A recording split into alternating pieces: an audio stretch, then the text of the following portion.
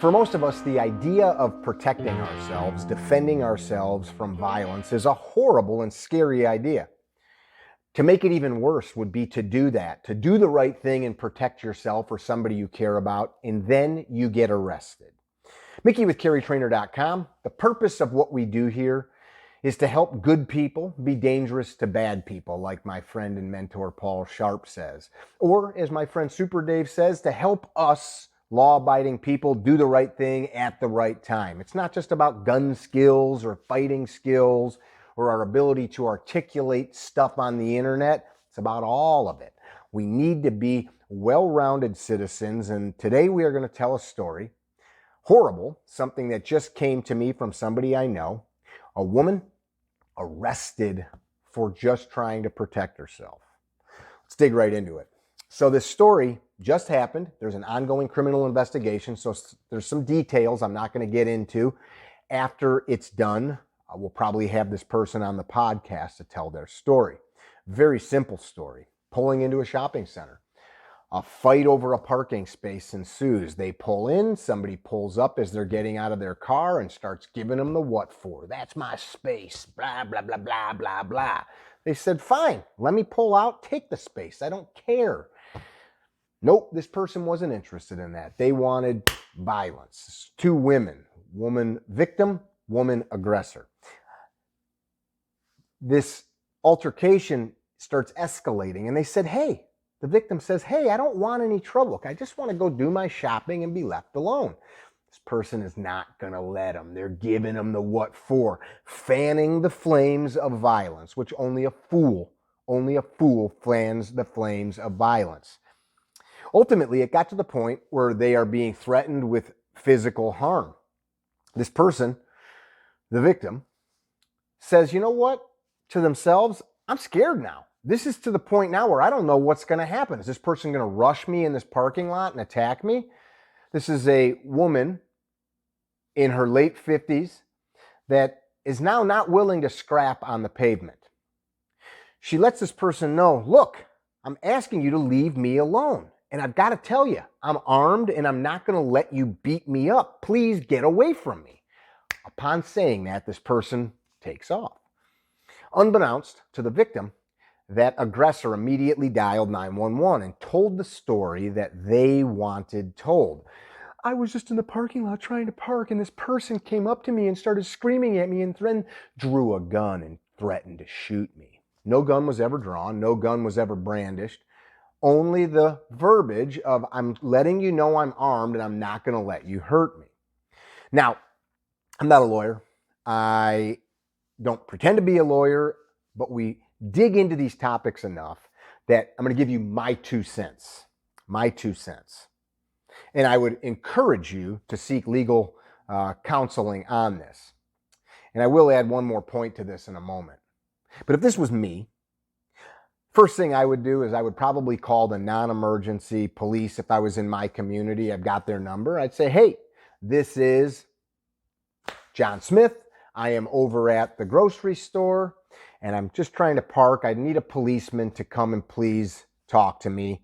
And they'd say, do you have an emergency? I'd say, no, I'm okay right now, but somebody just threatened me and I'm really shooken up. I need to, fill out a police report. I didn't dial 911 because there's no imminent danger right now. And I would make sure that I got that done. A quick side note.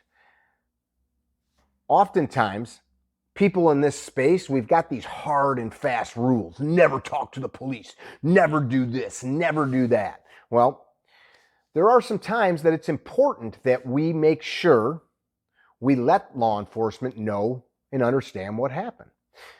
This victim was arrested moments after this happened. She was charged with a Class 3 felony, aggravated assault with a deadly weapon.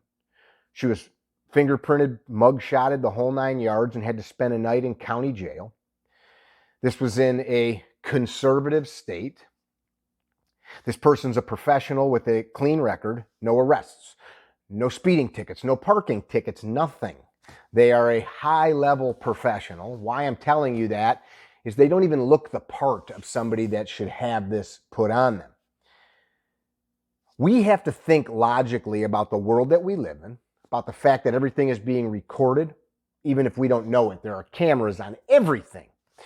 Talk about this a lot. And this isn't to put an act on. It's because our goal is to protect ourselves, which is not just the physical stuff. It's to protect ourselves through the whole gamut. If I know and understand that there could be a camera at any given part of the day filming me, with audio perhaps, I need to act in a manner that if somebody pours through the footage, there will be no mistake that I was righteous in my actions. If we fan the flames and add fuel to violence, and somebody sees that, a prosecutor, a detective, a judge, a jury, there's a very good chance it's going to be used against me, and it probably should, if you needlessly fan the flames of violence. Why would you? Why would a reasonable, logical, law-abiding person fan the flames of violence? The only answer is that they're interested in engaging in violence. We are judged by our deeds, our actions, right? It's easy enough to say this or that, but especially when there are eyewitnesses, which in this case there was not, or when there is footage, which to the best of my knowledge there is not. But when we have eyewitnesses or footage that says we are doing one thing, but we say we did another, why would somebody not just believe that we were interested in violence? We have to live in that manner. Somebody might have hurt your feelings. Well, I don't want to be yelled at. Who cares? What's the goal? Go home. I don't want to fight out on the street. I just spent the last weekend, I've got bruises all over me from being on the mats with badass fighters. I know how much it hurts on a cushiony mat. I know how hard it hurts to get slammed onto a mat. You think getting slammed into a car? Watch the footage I did with my friend Todd Fox, where he picks me up and slams me into the hood of a car. That hurts. I don't want to do that out in the street with somebody that's not my friend. I want to do everything I can to not do that, even if I'm well trained. They get to say so too. The concept of a puncher's chance, meaning that somebody can get that lucky punch, is real.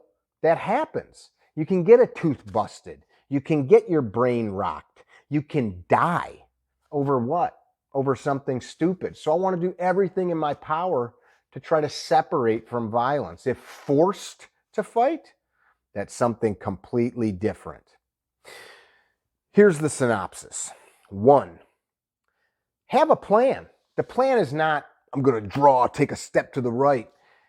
Lethal force means that something must be happening out in front of me that I am literally in fear of being killed or maimed. The legal verbiage used is often imminent fear of death or great bodily harm. Fancy way of saying I'm afraid I'm about to get really messed up or killed, or somebody else that I'm protecting or sworn to protect is, right? That's a big mantle. You take up the idea of protecting somebody else, your kids, that's an easy mantle. A stranger, you're willing to get involved for a stranger where it could forever alter your life. You need to think about that when you're in your office, at your home, not out there in the world. So have a plan. How do I react when somebody starts screaming or yelling at me? And why? Why would I incite more violence? For most of us, it's ego. I want to win. I don't want you to talk to me like that. I don't want you to tell me what to do. Well, you might not want it, but I more so do not want to be handcuffed sitting in a jail cell. I more so don't want to be sitting in front of a judge. I more so don't want to be calling my attorney. I more so don't want to be bleeding out on the ground. I more so don't want to be dead, right? If forced to fight, this is a problem in this community. Oh, we need to throw more hands. Oh, somebody needs a lead. I heard somebody today say a couple lead vitamins or something, lead pills. That's dumb. That is ignorant. It's illogical. I'm not interested in violence. I'm around it enough that I know that it hurts. I'm not interested in it. If you're chasing it, it says what you're after. It tells the cop, it tells the prosecutor, it tells the judge, it tells the jurors, Maybe you're not a lawful dude or dudette. Think about that. Position yourself where no one can question your judgment in the matter. Train yourself to fight. Train yourself to be skilled with your hands, with your words, with your feet, with your pistol if you need be. Be well. Don't be dickheads. Tell somebody you love them. One of the best things I could tell you to do is join CCWSAFE. There's other companies out there. I can only speak about this one because these guys are my friends. I've done the research, not for a month, but for years, year after year after year. Throw it in the comments. Tell me which you think is better, and then give me a reason. CCWSAFE. Be well, don't be dickheads. Tell somebody you love them. Talk to you soon.